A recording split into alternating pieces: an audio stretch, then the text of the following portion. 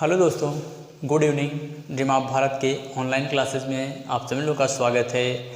और मित्रों, हम आज पुनः एक टॉपिक पर चर्चा करेंगे। इससे पिछले वाले टॉपिक में हमने चर्चा किया था बंगाल के गवर्नर के बारे में, और आज हम बंगाल के गवर्नर जनरल के बारे में चर्चा करेंगे।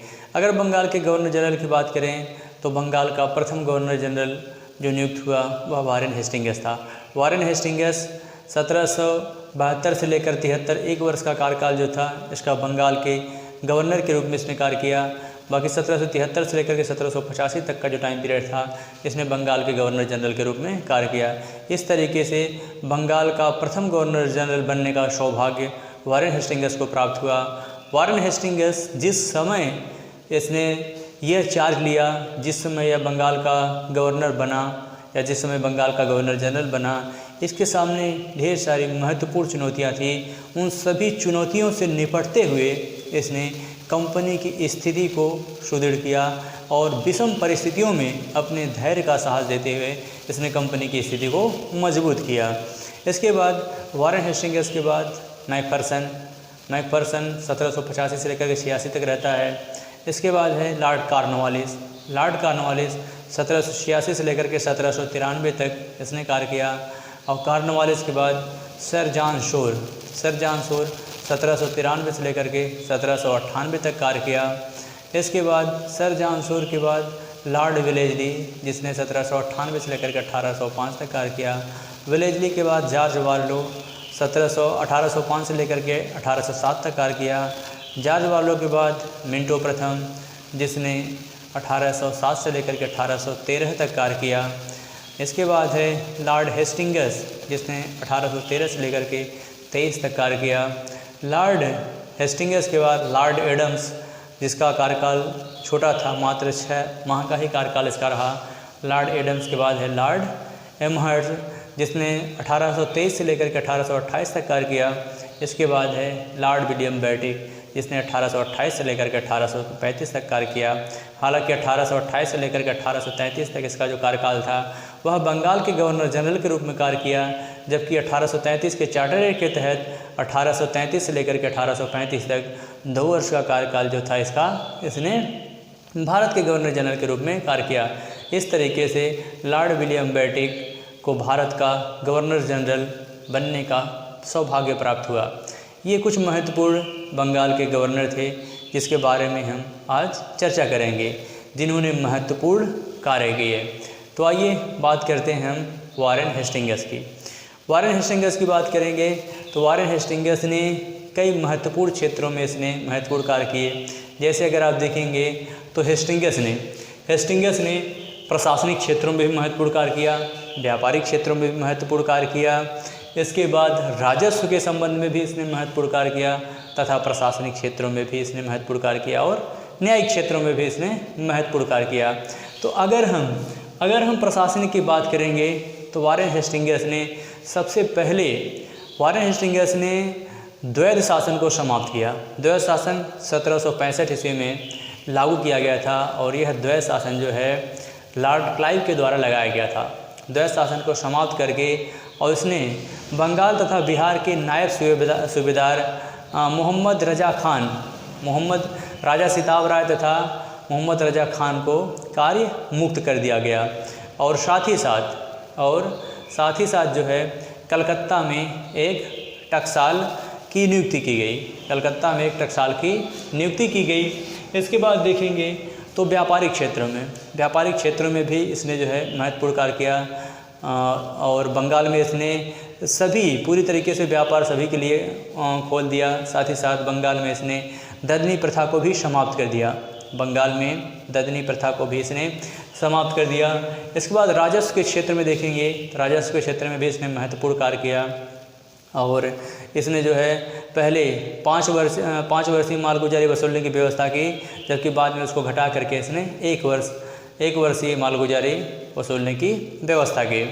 इसके बाद देखेंगे तो इसने न्यायिक क्षेत्रों में भी महत्वपूर्ण कार्य किया। वारेन हेस्टिंग्स को जो है न्यायिक सेवा का जन्मदाता तथा न्यायिक सेवा का हत्यारा भी कहा जाता है। वारेन हेस्टिंग्स ने ही 1773 के रेगुलेटिंग एक्ट के तहत 1774 ईस्वी में कलकत्ता में एक सुप्रीम कोर्ट की स्थापना की। कलकत्ता में एक सुप्रीम कोर्ट की स्थापना की जिसके चीफ जस्टिस एलिजा इम्पे थे।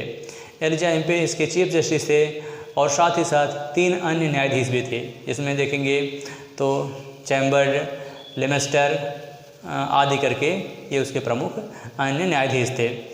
और इन्हीं को न्यायिक हत्यारा भी कहा जाता है। वारेन हेस्टिंग्स को न्यायिक सेवा का जन्मदाता तथा न्यायिक हत्यारा दोनों कहा जाता है। इसकी चर्चा भी हम आगे चलकर करेंगे। और इसने जो है कंपनी के विस्तारवादी नीति को अपनाया और साथ ही साथ इसके समय की और जो महत्वपूर्ण घटनाएं हैं इसी के समय 1775 से लेकर के 1775 से लेकर के 1782 प्रथम आंग्ल मराठा युद्ध लड़ा गया। प्रथम आंग्ल मराठा युद्ध 1775 से 82, जिसमें 1775 ईस्वी में पुरंदर की संधि तथा 1782 में शालाबाई की संधि लड़ी गई। साथ ही साथ इसी के समय द्वितीय आंग्ल मैसूर युद्ध 1780 से लेकर के 1784 तक द्वितीय आंग्ल मैसूर युद्ध, और साथ ही साथ 1782 ईस्वी में हैदर अली की मृत्यु इसके समय की महत्वपूर्ण घटना थी।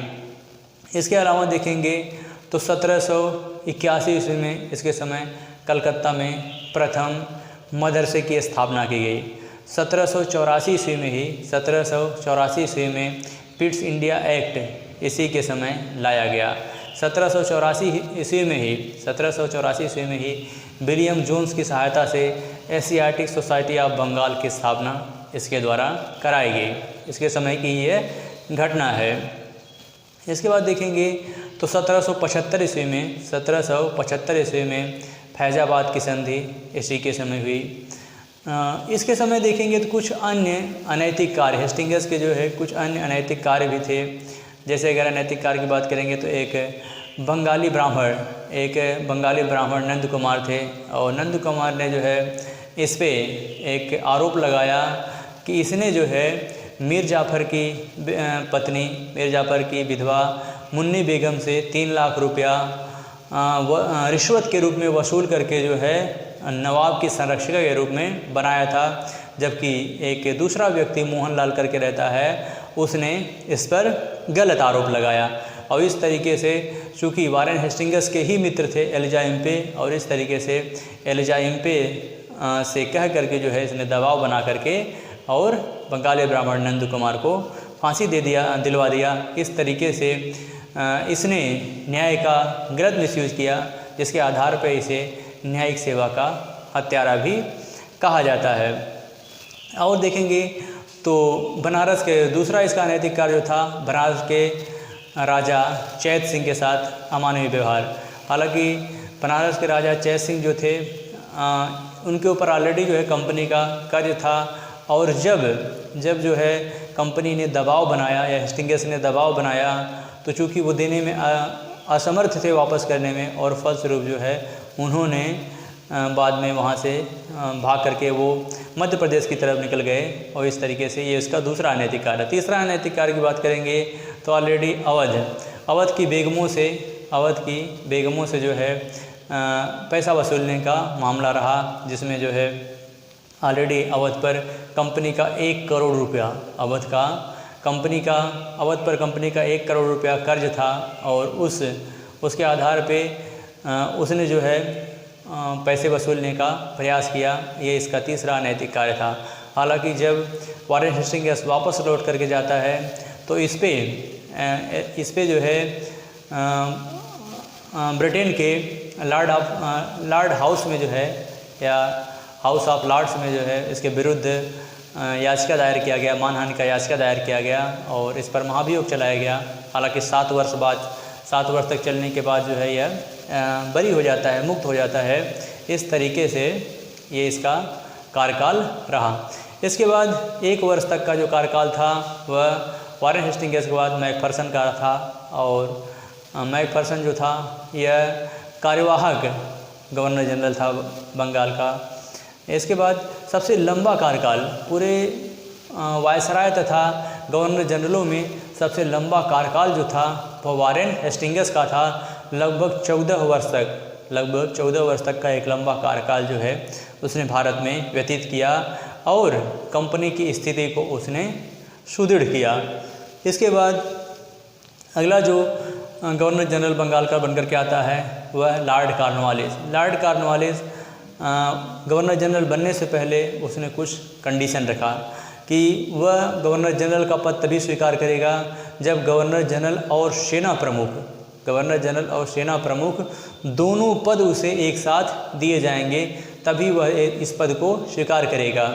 चूँकि 1786 के एक्ट के तहत जो है 1786 के एक्ट के तहत सेना प्रमुख तथा गवर्नर जनरल दोनों का पद एक कर दिया गया। इस तरीके से कॉर्नवालिस भारत में पूरी तरीके से शक्तिशाली बन करके आया और उसने साथ ही साथ कहा था कि ज़रूरत पड़ने पर वह काउंसिल का उल्लंघन भी कर सकता है, काउंसिल के बहुमत का उल्लंघन भी कर सकता है। इस तरीके से वो पूरी तरीके से तैयार होकर के मजबूत शक्तिशाली होकर के वह भारत में आया और उसने महत्वपूर्ण कार्य किए।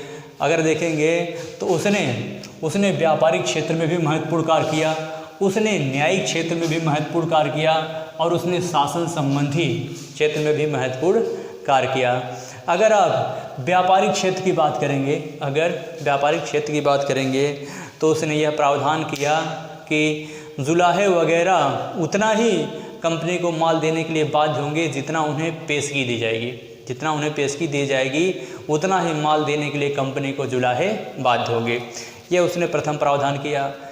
दूसरा प्रावधान उसने किया कि कंपनी के मजदूर किसी भी तरीके से माल देने को बाध्य नहीं होंगे, अग्रिम माल देने को बाध्य नहीं होंगे। इसके बाद उसने न्यायिक क्षेत्र में जो सुधार किया, न्यायिक क्षेत्र में कॉर्नवालिस ही प्रथम व्यक्ति था जिसने राजस्व तथा फौजदारी दोनों मामले अलग कर दिए और उसने चार रेवेन्यू जिला अदालतों की स्थापना की और जिसमें जो है उसने 3 कलकत्ता में तथा 1 अदालत बिहार में स्थापना की। उसने रेवेन्यू कोर्ट के स्थान पर रेवेन्यू अदालत की स्थापना की।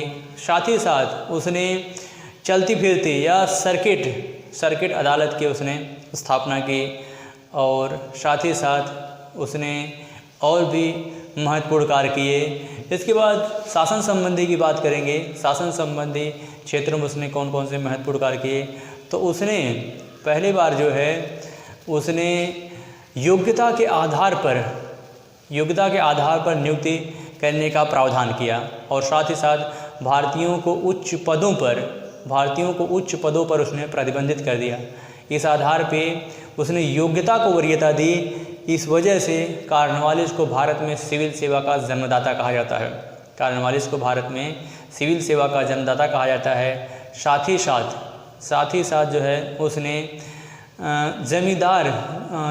जमींदार थे जिन्हें पुलिस बल प्राप्त था, पुलिस बल से उन्हें वंचित करके प्रत्येक 32 किलोमीटर पर एक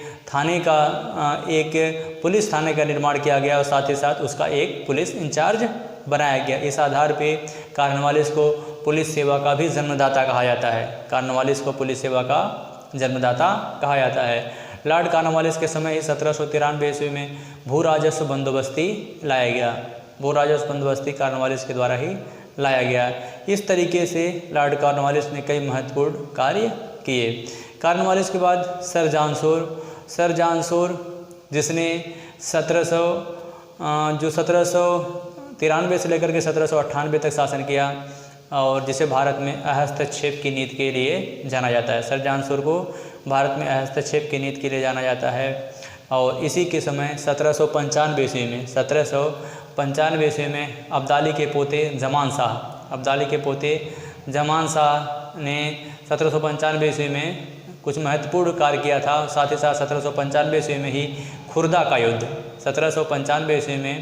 खुर्दा का युद्ध मराठे और निजाम के बीच हुआ, जिसमें मराठों ने निजाम को पराजित किया था। और अगर देखेंगे तो लॉर्ड कॉर्नवालिस के समय ही तृतीय आंग्ल मैसूर तृतीय आंग्ल मैसूर युद्ध 1790 से लेकर के 92 तक चला। और इसी संदर्भ में उसने कहा था कि मैंने अपने मित्रों को बिना शक्तिशाली बनाए हुए ही अपने शत्रुओं को कुचल दिया, और जिसके तहत श्रीरंगपट्टनम की संधि हुई थी। श्रीरंगपट्टनम की संधि इसी के समय की घटना है। इसके बाद देखेंगे तो अगला जो टाइम पीरियड है वह लॉर्ड वेलेस्ली का है। लॉर्ड वेलेस्ली जिसने जब लॉर्ड वेलेस्ली भारत में आया तो भारत में आने पर उसका 2 उद्देश्य था। उसका पहला जो उद्देश्य था कि कंपनी की स्थिति को सुदृढ़ करना है, और दूसरा उसका जो उद्देश्य था कि फ्रांसीसियों की शक्ति को कमज़ोर करना या फ्रांसीसियों को कमज़ोर करना है। और यह दोनों अपने दोनों मंसूबों में यह सफल रहा, और फलस्वरूप जो है लॉर्ड वेलेस्ली ने मात्र 7 वर्ष के ही छोटे से कार्यकाल में उसने भारत की प्रमुख शक्तियों को या तो पराजित किया अथवा अपने प्रभाव में ले करके उन्हें ब्रिटिश राज के अंतर्गत शामिल किया। इस तरीके से जिस नीति का उसने प्रयोग किया उसे वेलेस्ली की सहायक संधि के नाम से जाना जाता है। हालांकि लॉर्ड वेलेस्ली से पहले ही सहायक संधि का प्रयोग करने का जो श्रेय जाता है वह डुप्ले को जाता है। लॉर्ड वेलेस्ली से पहले डुप्ले ने जो है सहायक संधि का प्रयोग किया था, फ्रांसीसी गवर्नर डुप्ले। वेलेस्ली ने सहायक संधि के माध्यम से कई राज्यों को ब्रिटिश हुकूमत में मिला लिया, जिसमें देखेंगे वेलेस्ली की सहायक संधि स्वीकार करने वाला पहला राज्य जो था वह हैदराबाद। 1798 और 1800 ईस्वी में 2 बार जो है हैदराबाद के निजाम ने वेलेस्ली की सहायक संधि स्वीकार की। 1799 ईस्वी में मैसूर और तंजौर ने सहायक संधि स्वीकार की, और 1801 ईस्वी में अवध ने सहायक संधि स्वीकार की। 1802 ईस्वी में पेशवा ने सहायक संधि स्वीकार की। 1803 ईस्वी में भोसले ने सहायक संधि स्वीकार की, जबकि 1804 ईस्वी में सिंधिया ने सहायक संधि स्वीकार की। इस तरीके से 1800 ईस्वी में वेलेस्ली ने सिविल सेवकों के प्रशिक्षण के लिए एक कॉलेज की स्थापना की। कलकत्ता में एक कॉलेज की स्थापना की। हालांकि यह कॉलेज 1802 ईस्वी में ही बंद हो गया। इसके समय की महत्वपूर्ण घटनाओं की अगर आप बात करेंगे तो इसके समय 1799 ईस्वी में चतुर्थ आंग्ल मैसूर युद्ध हुआ, और जिसने पूरी तरीके से टीपू सुल्तान की शक्ति को कुचल करके मैसूर की स्वतंत्रता को इसने समाप्त कर दिया, और मैसूर की स्वतंत्रता के साथ ही मैसूर को सहायक संधि स्वीकार करने के लिए बाध्य किया। इसके बाद देखेंगे तो इसके समय ही इसने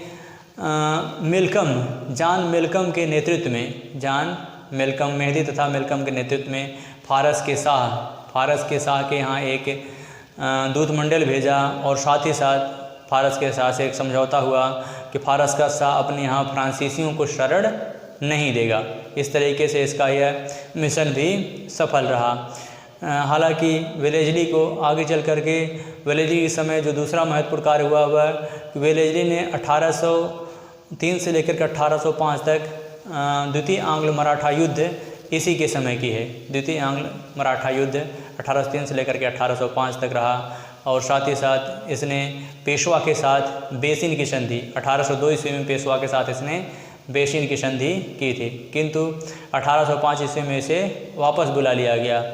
1805 में दूसरा कार्यकाल प्रारंभ हुआ लॉर्ड कॉर्नवालिस का भारत में दूसरा कार्यकाल प्रारंभ हुआ, लेकिन शीघ्र ही उसकी तबीयत खराब हो गई, जिस वजह से जो है उसकी 1805 ईस्वी में मृत्यु हो गई। लॉर्ड कॉर्नवालिस की जो मज़ार है वह उत्तर प्रदेश के गाजीपुर में स्थित है। उत्तर प्रदेश के गाजीपुर में उसकी मज़ार स्थित है। इसके बाद देखेंगे तो अगला जो गवर्नर जनरल बनकर के आता है वह जॉर्ज वार्लो 1805 से लेकर के 1807 तक रहता है। जॉर्ज वार्लो के समय की जो महत्वपूर्ण घटना है वेल्लोर का सिपाही विद्रोह जो था यह एक धार्मिक विद्रोह था, और जिसमें सैनिकों को एक तरह के टोपी और चंदन पर टोपी और तिलक लगाने पर प्रतिबंध किया गया था, जिस वजह से सैनिकों ने विद्रोह कर दिया। इसके समय की ये महत्वपूर्ण घटना थी।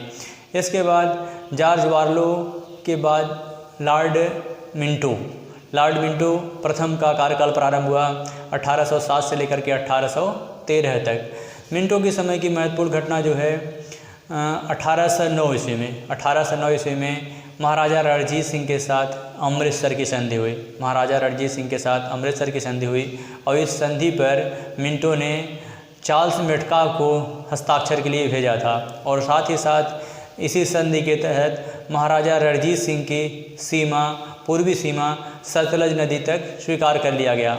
महाराजा रणजीत सिंह की पूर्वी सीमा सतलज नदी तक स्वीकार कर लिया गया और साथ ही साथ इसके समय की ही महत्वपूर्ण घटना है कि इसने भी जॉन वेलकम के नेतृत्व में एक फारस के शाह के यहाँ अपना एक दूतमंडल भेजा था और 1813 का चार्टर एक्ट इसके समय की महत्वपूर्ण घटना है। 1813 के चार्टर एक्ट के तहत ही पहली बार जो है ईस्ट इंडिया कंपनी ने या अंग्रेज़ों ने भारत में 1 लाख रुपया शिक्षा पर इन्वेस्ट करने की बात कही तथा साथ ही साथ पहली बार खुले रूप से 1813 के चार्टर में ईसाई मिशनरियों को खुले रूप से भारत में ईसाईयत का प्रचार प्रसार करने के लिए छूट दे दी गई। इसके बाद अगला जो कार्यकाल प्रारंभ होता है वह लॉर्ड हेस्टिंग्स का। लॉर्ड वेलेस्ली के संदर्भ में एक इतिहासकार ने बहुत खूब लिखा है कि अगर जो है लॉर्ड क्लाइव को भारत में ब्रिटिश साम्राज्य का जन्मदाता तथा वॉरेन हेस्टिंग्स ने उस साम्राज्य की विषम परिस्थितियों में सुरक्षा किया तो निसंदेह लॉर्ड वेलेस्ली को इस बात का श्रेय दिया जा सकता है कि उसने भारत में ब्रिटिश साम्राज्य के राजनैतिक महत्व को समझा। लॉर्ड हेस्टिंग्स का कार्यकाल 1813 से लेकर के 23 तक रहा और इसने भी जो है कंपनी के विस्तारवादी नीति को जारी रखा और फलस्वरूप जो है इसके समय में आंग्ल नेपाल युद्ध 1814 से लेकर के 1816 तक हुआ, जिसमें अंग्रेज़ों ने नेपाली राजा अमर सिंह थापा को संधि के लिए विवश किया और 1816 ईस्वी में सुगौली की संधि हुई और सुगौली की संधि के तहत जो है रानीखेत, देहरादून, मसूरी, नैनीताल जैसे कई क्षेत्रों को ब्रिटिश भारत में विलय कर लिया गया। और ध्यानतव्य है कि यह संधि आज भी जीवित है, सुगौली की संधि आज भी जीवित है। इसके समय की दूसरी जो महत्वपूर्ण घटना है तृतीय आंग्ल मराठा युद्ध 1817 से लेकर के 1818 तक चला और इस युद्ध के तहत इसने पूरी तरीके से मराठों की पेशवा की सैन्य शक्ति को समाप्त कर दिया और पेशवा के पद को समाप्त करके पेशवा बाजीराव द्वितीय को 8 लाख का पेंशनर बना करके कानपुर के बिठूर में भेज दिया गया। साथ ही साथ जो है इसने जो है पिंडारियों का दमन करने के लिए इसने जो है एक विशाल सेना का गठन किया।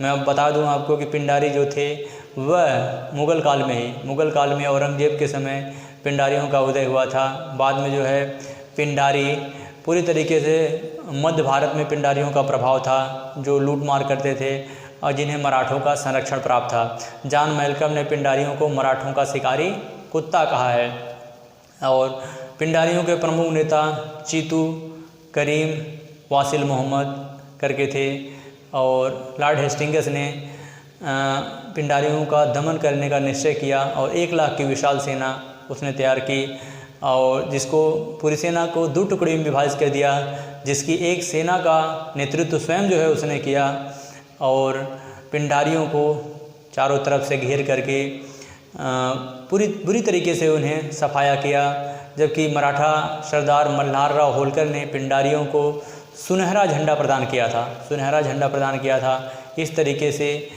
करीम को अगर आप देखेंगे तो इन्हें जागीर दे दी गई, इन्हें जो है गोरखपुर के पास जागीर दे दी गई, जबकि वासिल मोहम्मद एवं करीम खां का दुखद अंत हुआ। और इसके समय की महत्वपूर्ण घटना अगर देखेंगे तो इसके समय में और कुछ महत्वपूर्ण कार्य हुए। इसके बाद देखेंगे तो लॉर्ड एडम्स हालांकि लॉर्ड हेस्टिंग्स ने इसने जो है हस्तक्षेप की नीति का परित्याग कर दिया था। इसने हस्तक्षेप की नीति का परित्याग कर दिया था लॉर्ड एडम्स, जिसने प्रेस पर कड़े प्रतिबंध लगाए, जिसका मात्र 6 वर्ष का ही कार्यकाल रहा, जिसका मात्र 6 माह का ही कार्यकाल रहा और उसने प्रेस पर कड़े प्रतिबंध लगाए। इसके बाद अगला कार्यकाल जो प्रारंभ हुआ वो लॉर्ड एमहर्स्ट का कार्यकाल प्रारंभ हुआ, जिसने 1823 से लेकर के 1828 तक कार्य किया। इसके समय की महत्वपूर्ण घटनाओं पर अगर हम नज़र डालें तो इसके समय प्रथम आंग्ल बर्मा युद्ध इसके समय की महत्वपूर्ण घटना है। और प्रथम आंग्ल बर्मा के तहत ही यांडबो की संधि हुई थी, और जिसके तहत असम जयंतिया कछार जैसे कुछ क्षेत्रों को जो है ब्रिटिश भारत में विलय कर लिया गया था। इसी के समय 1824 ईस्वी में एक बैरकपुर में सिपाही विद्रोह हुआ था।